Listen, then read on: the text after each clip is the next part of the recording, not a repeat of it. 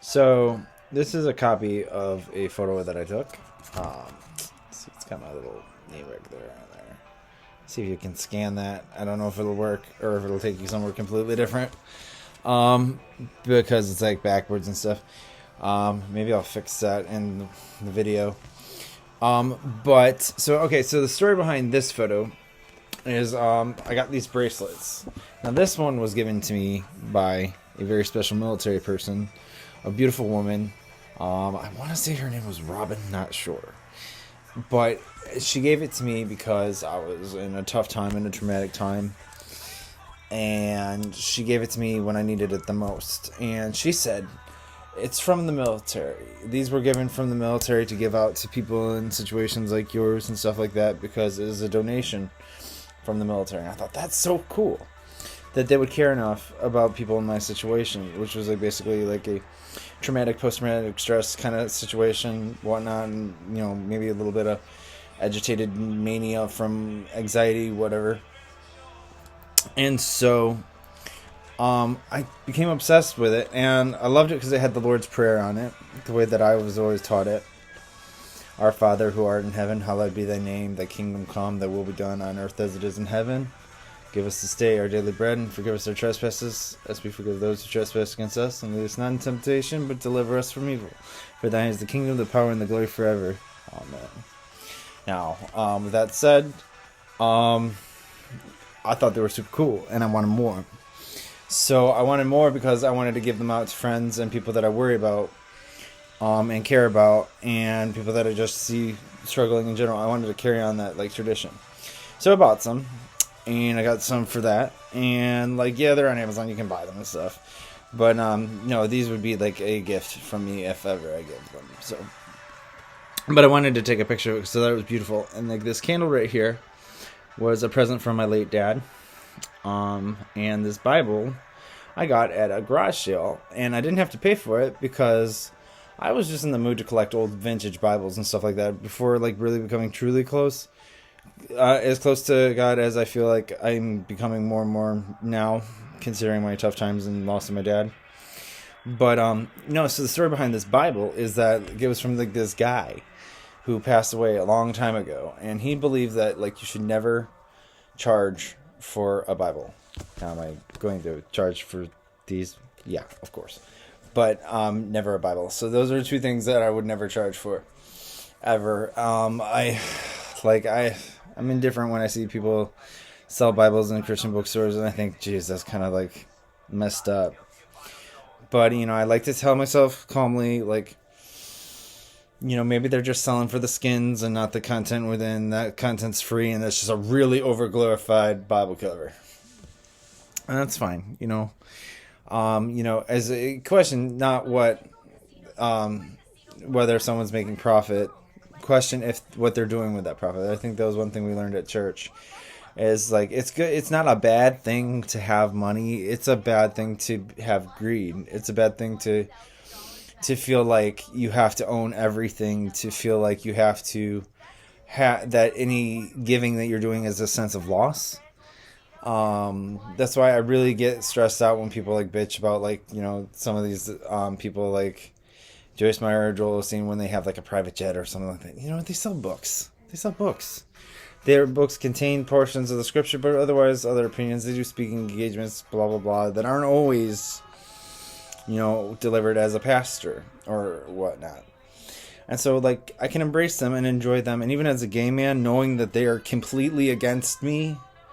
I get this vibe that they're for me in the same way that I'm for Christ. We kind of get along in that regard. So just focus on the things that we agree upon and disregard the things we don't. Because in Philippians, Paul talks about how, you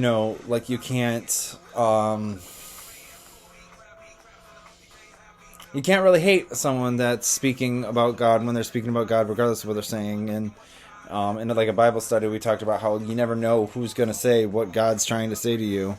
It could come in the most unexpected way possible, out of the most unexpected person. So just be listening for God and Christ in everything you do and see and hear and see when you talk to people, because It's more likely in reality that the day that Jesus comes, we're going to probably think he's the devil for a good 5 minutes. And when the Antichrist comes, if that's an actual physical being, it's very likely that we're going to think that that's Jesus. So, and honestly, it really, my soul's eternal. First, I'm just going to say it belongs to God. Ain't nobody going to take that away from me. And nobody could. Nobody could have, even if I tried to sell it to them, like it already belongs to God. And that's why I got baptized. Because I was making that clear, because like it wasn't enough for me to just sometimes, and at least at the time in the church, it wasn't enough to just say I believe in God. I had to prove it. So I know that wasn't necessary for me to prove to God, but I proved it to the people, at least in the capacity of tradition. And so I will say, for people that haven't been baptized, don't worry about it if you haven't. If someone you love didn't get baptized before they passed on, if they knew Christ, and that's between them and God. If they knew Christ, and you may never even know that they knew Christ, they'll get to God. But as for other faiths, there's different ways that people talk about the same idea, the same concept. And rather than freak out over who's right and whose name is on in the Bible that they're reading, just look for the common messages.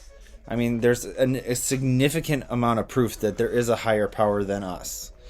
For me, I'm blessed because I know in my heart for a fact that there was a man named Jesus, and he died and he rose and all that shit. So sorry for my language. I'm kind of like a sailor Christian, but not an actual sailor.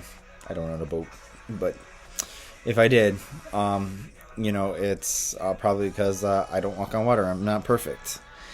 And the truth is like I love this photo, and so this is what that's all about. And if you got here from the YouTube, that I'm talking about it because I have a link to click from it from maybe my website or from somewhere else, and it said learn more about this photo. So this is what I'm talking about. And it can be like any size that I need it to be, printed custom and all that stuff. And yeah, it's for sale and stuff, and it will be anyways. But it's also a cool keepsake. So I like to keep, my art. And so putting it on a postcard print can also help me just kind of keep a copy for myself as I distribute it. And I do this in limited copies because I want it to be, organic and original. But over time, it'll probably end up, who knows, being somebody's meme. I don't know. But I kind of try to avoid that. That's why I shake it up, shake it around. But if you want to take a good look at it real quick. This is one of the first that I sat down with my camera. A camera that I prayed for and prayed for and prayed for and prayed for.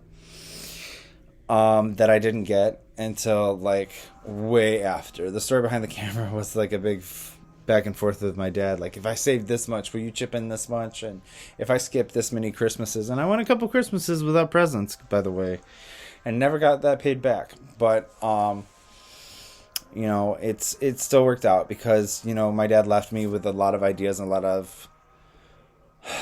a lot of interest and a lot of want, and that knowing that like I really, really, really wanted this one. This wasn't like the time I wanted to play guitar and he got me a guitar, or the time that I wanted to be a filmmaker and he got me a computer.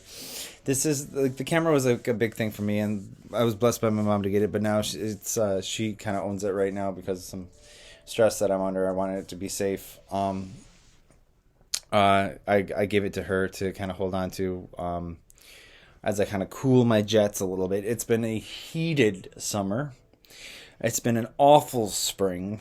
It's been the coldest fucking winter on the planet, again with the lips. Sorry about that. But I'm okay. I'm okay. I'm gonna be better than okay soon. And I'm better than fine, and that's a pretty great place to be right now. So, when I start to see my ideas and my creations come into more tangible form, I know that something beautiful is happening with my relationship with God, and things that I'm dreaming are starting to manifest.